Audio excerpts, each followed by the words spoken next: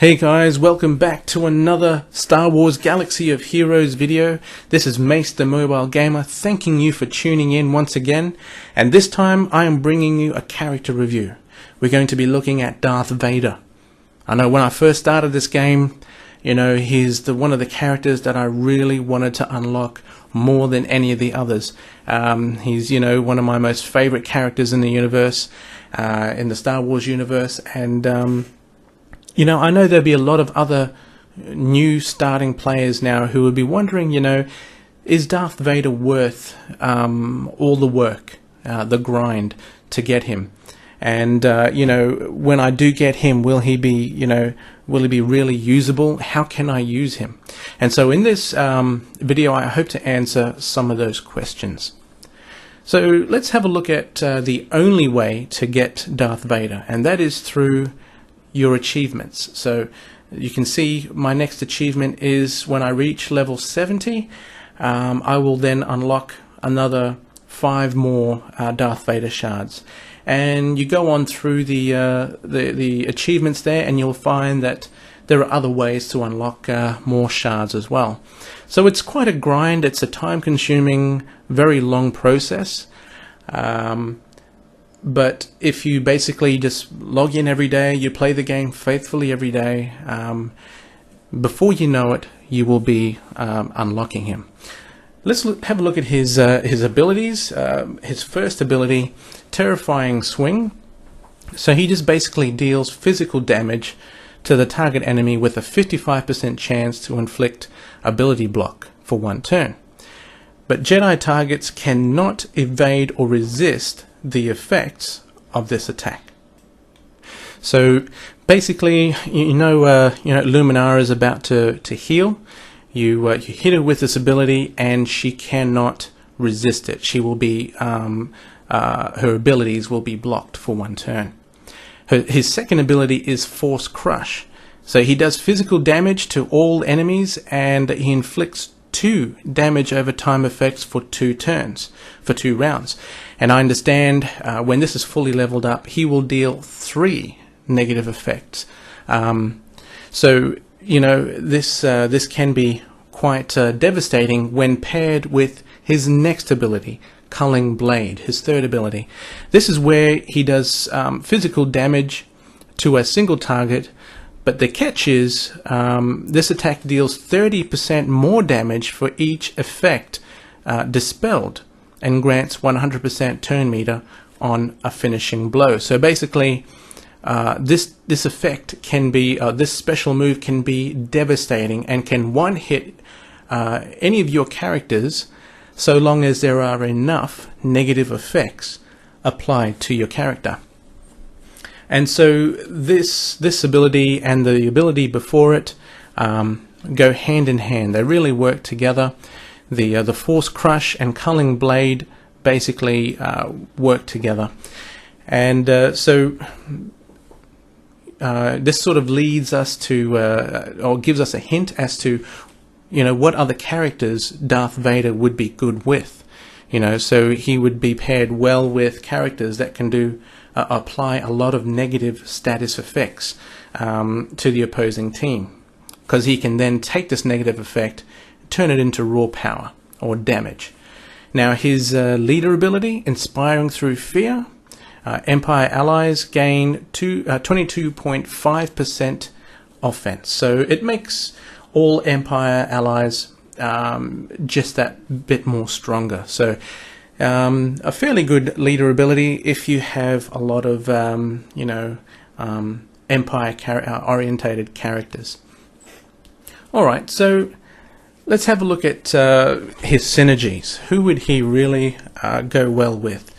And I thought a good way to demonstrate this is to show you some gameplay where I've come up against some teams which have Darth Vader in it. Some teams that I thought would make really good matches. And we'll find the first team has Sidious in it, Boba Fett, and Luminara, and of course and Phasma. Sorry. So we've got Boba Fett and Sidious, who are able to apply, through their AoE attacks, they can apply a lot of negative status effects. Boba does the ability block to your whole team if he's able to, and Sidious applies the the damage over time as well. So here the first thing I do is I take out Darth Vader, because just looking at my team now, they've got a lot of negative status effects applied to them, and they haven't even, Darth Vader didn't get a chance to use his Force Crush move. So if he applied that move, he would have added an extra 2 more negative status effects to my team, and basically any one of them would have been sitting ducks, for his Culling Blade move. He would have basically finished them off. So that's why I put away Darth Vader first. That basically made sure he wouldn't be able to apply any negative status effects or use them against me as well. And so once I've taken care of Darth Vader, I just continue to go through the team. And I was surprised. I think this Darth Vader was only a 4-star Darth Vader, and not leveled up too high because his health wasn't that good. So I proceed to take this team out. And I understand another character who would go really well with Darth Vader. You could probably take out Phasma and put in IG-88, because I understand that he has basically, one of his abilities is that he does more damage. I think he does 10% more damage for every character that has a negative status effect applied. So if my entire team has a negative status effect, then that's basically, 50% more damage. Every single attack he has does 50% more damage. Correct me if I'm wrong, but that's the way that I've read it. And so this is quite a simple match for me, but I find that the next match is a bit more of a challenge. I try to find one where Darth Vader is more than 4 stars, but it's quite difficult to find one. I see IG-88 there. I see the Darth Vader one in the middle, the battle in the middle, but I can't seem to find IG-88 and Darth Vader together with like Boba Fett and Sidious.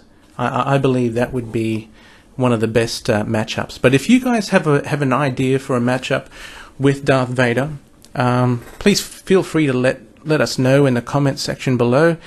And he's one that we worked so hard towards unlocking. When I unlocked him, by the time I did unlock him, I was so far in the game, and I had characters that were fairly high level. So it turned out that I didn't end up using him after all. So that's why mine has just stayed where he has really low level.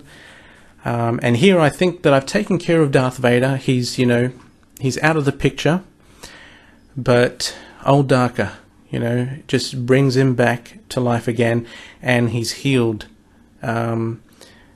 So I feel like I've basically done nothing. So, and he's just applied his Force Crush, and there's 1, 2, 3, 4, 5. There's 6 negative status effects applied to the Jedi Consular. And I'm thinking to myself, if Darth Vader were to use his Culling Blade, Jedi Consular's dead meat. He's gone. And so he's got 4 negative status effects applied to him. I take care of him again, but old Darker brings him back again. And so, you can see that this team is a fairly good matchup. You've got, on one side, you want to take care of Darth Vader as soon as possible. But that means you're leaving old Darker alive to be able to bring, Darth Vader back again. And on the other side, if you decide to take care of old Darker first, you run the risk of Darth Vader applying so many negative status effects and then taking out one of your team members using his Culling Blade. So, you know, it's maybe next time if I did this battle again, I would take care of old Darker and just stun Darth Vader, or apply a negative ability block, sorry, to Darth Vader. But yeah, unfortunately, I lose this battle, and it comes down to, you know, poor choice of who to take out first. But guys, look, thank you so much for tuning in to another video. This time I brought you Darth Vader, and overall, guys, I think he's a great character as long as you have the good synergies there. Thank you so much for tuning in again, guys. Until next video, this is Mace, the Mobile Gamer, saying thank you and goodbye.